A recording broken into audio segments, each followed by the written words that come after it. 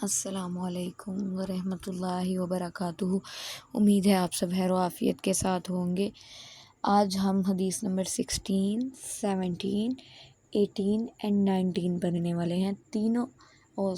چاروں احادیث صدقے سے ریلیٹڈ ہیں۔ پچھلی حدیث بھی ہم نے صدقے سے ریلیٹڈ پڑھی تھی اور میں نے آپ کو بتایا تھا صدقہ کس کس چیز کا ہوتا ہے۔ آج جو ہمارا نیو ٹاپک ہے وہ ہے درخت لگانے کے بارے میں۔ درخت لگانا صدقہ ہے، اس کے علاوہ کسی مسلمان بھائی کو مسکرا کر دیکھنا صدقہ ہے۔ کھجور کے ٹکڑے جتنا بھی ہم کسی کو کھجور کے ٹکڑے جتنے بھی ہم کوئی صدقہ کر دیں وہ بھی نیکی کا کام ہے، صدقہ ہے، اور ہر نیکی کا کام کرنا بھی صدقہ ہے۔ پچھلی حدیث میں اس کو بہت اچھے سے ایلیبریٹ کر چکی تھی۔ اب کی جو حدیث ہے وہ ہم نے دیکھنا ہے کہ درخت لگانا ہمارے لیے کیسے فائدہ مند ہے اور یہ ہمارے لیے کیسے صدقہ بن سکتا ہے۔ جیسا کہ ہم جانتے ہیں کہ نیکی کا ہر کام کرنا صدقہ ہے، میں بتا چکی ہوں۔ اگر آپ دنیا سے رخصت ہوتے ہیں تو آپ کوئی اگر ایسا کام کر کے چھوڑ جائیں جو کافی دیر تک چلتا رہے اور آپ کا اچھا عمل بھی ہو تو وہ آپ کا صدقہ کاؤنٹ ہوتا ہے، اور صدقہ ہمیں جہنم کی آگ سے بچاتا ہے۔ ہم سٹارٹ کرتے ہیں ہر کام کرنے سے پہلے، جیسا کہ بتایا تھا، اعوذ باللہ من الشیطان الرجیم یعنی تعوذ، اور بسم اللہ الرحمن الرحیم تسمیہ پڑھنا لازمی ہے۔ حضرت موسیٰ علیہ السلام کی دعا پڑھ کر میں آغاز کرتی ہوں۔ رب اشرح لی صدری ویسر لی امری واحلل عقدۃ من لسانی یفقہوا قولی۔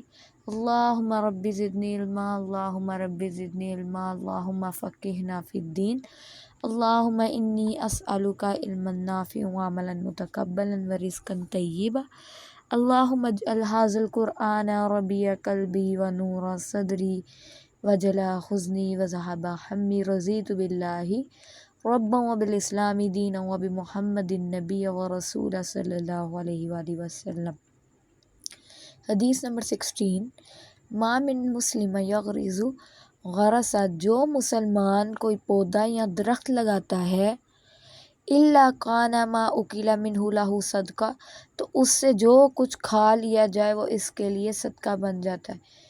رسول اللہ صلی اللہ علیہ وآلہ وسلم نے فرمایا ہے جو مسلمان کوئی پودا یا درخت لگاتا ہے تو اس سے جو کچھ کھا لیا جائے وہ اس کے لیے صدقہ بن جاتا ہے۔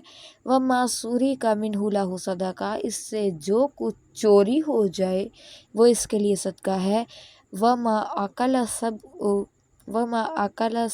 منہ فہو لہ صدقہ، درندے اس سے جو کچھ کھا لیں وہ اس کے لیے صدقہ ہے۔ وما اکلت الطیر فہو لہ صدقہ، اور جو کچھ پرندے اس سے چگ لیں وہ بھی صدقہ ہے۔ ولا یرزقہ احد الا کان لہ صدقہ، اور جو کوئی اسے نقصان پہنچائے وہ بھی اس کے لیے صدقہ ہے۔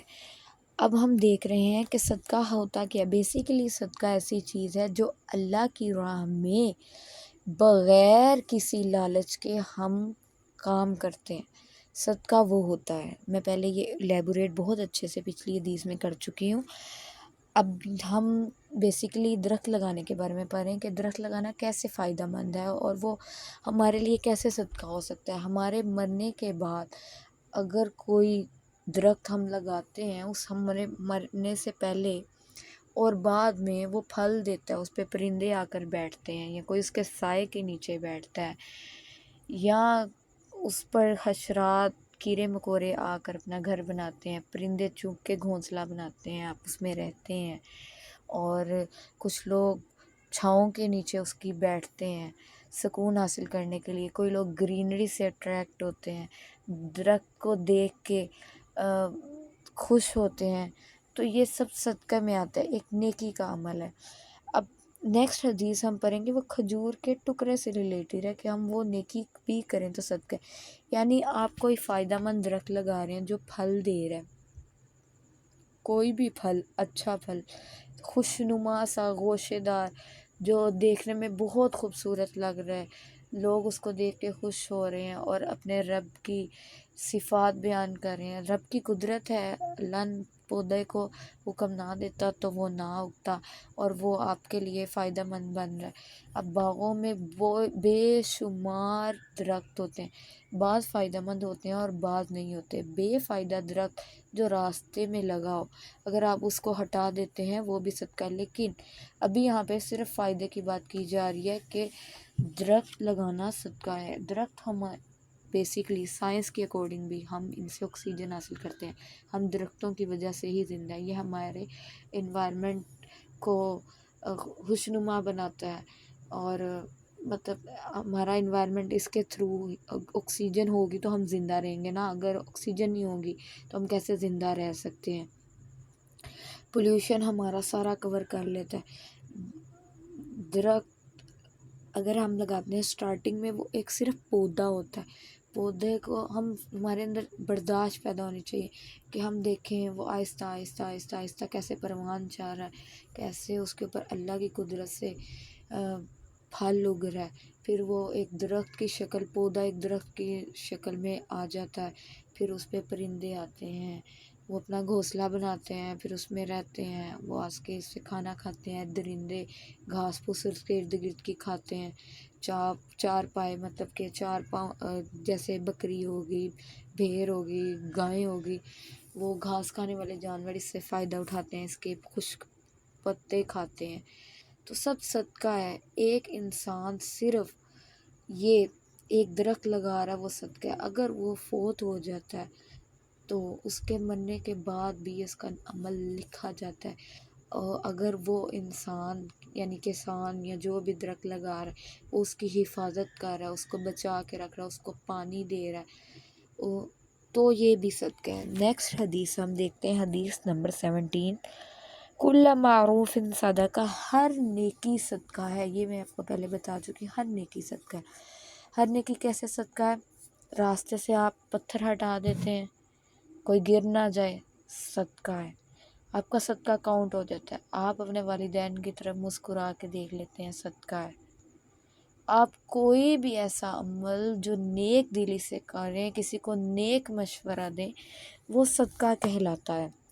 حدیث نمبر 18، لا تحقرن من المعروف شیئا، نیکی اور معروف کے کسی بھی کام کو حقیر نہ جانے۔ جیسا میں نے آپ کو بتایا، کوئی بھی چھوٹے سے چھوٹا عمل بھی ہے نا، اگر نیکی کا اگر آپ کو مل رہی ہے تو نیکی پر تھام لیں، اس کو حقیر مت جانے، اس کو چھوڑے مت۔ کسی کو آپ نے پانی کا گلاس کسی نے آپ سے مانگ لیا، اس کو پانی کا گلاس پر پلا دیتے ہیں، سلام میں آپ پہل کرتے ہیں تو نیکی ہے۔ وَلَوْ أَنَّ تُلْقَاهَا کا بِوَجْهِ کا حلق، ہوا اپنے مسلمان بھائی کو ہندہ پیشانی سے ملے، یعنی خوش اسلوبی سے ملے، ہنس کر ملے، مسکرا کر ملے، کسی کے ساتھ دشمنی نہ رکھیں، خود کو اللہ کا دیا ہوا یہ سمجھ لیں کہ آپ کو اللہ تعالیٰ نے چنا ہوا ہے نیکی کے کام کے لیے، آپ ایک اچھے انسان ہیں، آپ کو اللہ تعالیٰ نے امت محمدی میں پیدا کیا، آپ کو نیکیوں کے ہر چھوٹے چھوٹے کام پر بھی آپ کو کتنی چھوٹے چھوٹے اللہ تعالیٰ نے پیکیج دی ہیں نیکیوں کی، کہ نیکیاں اکٹھی کرتے جاؤ، ہر چھوٹی کام، نماز پڑھنا، ہر چھوٹا کام جس کو آپ حقیر سمجھے، کسی کو کھانا کھلا دینا، کسی کی ہیلپ کر دینا، کسی اندھے کو راستہ دکھا دینا، جیسے میں نے پہلا بتایا تھا، کسی کو بہت اچھے دل سے کسی کا استقبال کرنا، کسی کو مشورہ دینا، اچھا خوبصورت مشورہ، اس میں کوئی شر نہ ہو، صرف بھلائی ہو، کسی کو نیکی کی راہ پر چلا دینا، کسی کو نماز پہ، قرآن پر، دین کی تبلیغ کرنا، جہاد کرنا، اپنے گھر والوں کے ساتھ اچھا سلوک کرنا، سب صدقہ ہے۔ حدیث نمبر 19، اتقوا النار، جہنم کی آگ سے بچو، ولو بالشق تمرہ، ہوا کھجور کے ایک ٹکڑے جتنا ہی کیوں نہ صدقہ خیرات تم کرو۔ کھجور کے چھوٹے سے ٹکڑے کو بھی صدقہ کرنے کو کیا کہا جا رہا ہے؟ جہنم کی آگ سے بچا لیتا ہے۔ اگر آپ کو اتنا کچھ صدقے کے بارے میں بتایا جا رہا ہے کہ صدقہ کیا کیا ہم ڈیلی بیسس پہ کر سکتے ہیں، ہم ڈیلی بیسس پہ اگر کوئی اچھی نیت سے کام کر رہے ہیں وہ صدقہ کاؤنٹ ہو رہا ہے، ہم کھجور کے ایک ٹکڑے جتنا بھی کسی کو دے دیتے ہیں کسی کو کوئی، یا کسی کے پیسوں سے امداد کر دیتے ہیں، تو ہم جہنم کی آگ سے بچ سکتے ہیں۔ کتنا خوبصورت موقع ہے آپ کے پاس۔ ویسے ہمارے اعمال اتنے اچھے نہیں ہیں، اگر ہم اللہ سے تجارت کر لیں، صدقہ خیرات کرنا شروع کر دیں، تو کیا اللہ رب العزت ہمیں جہنم کی آگ سے نہیں بچائے گا؟ بالکل بچائے گا۔ آپ اللہ سے تجارت کریں، آپ یہ سوچ کر کریں کہ اللہ مجھے نیکی کا اجر دے گا، نہ کہ آپ یہ سوچیں کہ مجھے فوراً سے اس کا پھل مل جائے، فوراً سے اس کا ریوارڈ مل جائے، دنیا میں مل جائے۔ دنیا میں آپ کو اللہ تعالیٰ آزمائشوں کے لیے بھیجا گیا ہے۔ اللہ تعالیٰ نے انسان کو اپنا نائب بنا کر بھیجا ہے، دوسرے کے لیے مدد کے لیے بھیجا ہے، انسانیت کے لیے پیدا کیا۔ یہ نہیں کہ آپ صرف اللہ تعالیٰ سے تقاضا کریں ہمیں یہ بھی مل جائے، ہمیں مطلب اپنی خواہشات کے پیچھے لگے رہیں۔ اللہ کے پاس تمام خزانوں کی چابی ہے۔ اگر آپ صدقہ خیرات کرتے ہیں تو اللہ تعالیٰ بہترین نوازنے والا ہے۔ وہ ہے رب العالمین، وہ اس نے رزق کا خود سب کچھ اپنے، ساری اتھارٹی اللہ تعالیٰ کے پاس ہے۔ وہ کسی کو بھوکا نہیں سونے دیتا، وہ سب کو رزق دے رہا ہے، چاہے وہ چرندہ ہے، پرندہ ہے، انسان ہے، حیوان ہے، جنات ہے، سب کو دے رہا ہے، کیونکہ وہ پوری کائنات کا خالق، مالک، رازق ہے۔ پوری کنگڈم اس کے انڈر ہے، وہ کہتا ہے کن تو پھر ہو جاتا ہے سب کچھ۔ دعا کیجئے کہ اللہ تعالیٰ آپ کو، مجھے صدقہ خیرات، نیکی کا کام کرنے کی توفیق عطا فرمائے۔ زکوٰۃ تو ہم دیں، زکوٰۃ بھی فرض ہے، صدقہ خیرات بھی فرض ہے۔ اللہ تعالیٰ ہمارے مال میں، رزق میں اتنی برکت دے کہ ہم دیں۔ یہ نہ ہو کہ ہمارا موت کا وقت قریب آ جائے اور ہم آخر کار یہ سوچ کے صدقہ دیں۔ وہ تو میں نے پچھلی حدیث میں بتایا تھا، آپ کا مال آپ کے ورثہ کے حوالے تو ہو ہی جاتا ہے۔ اس سے بہتر یہ ہے کہ آپ اپنی زندگی میں یہ نہ سمجھیں کہ ہم غریب ہو جائیں، آپ اللہ سے تجارت کریں۔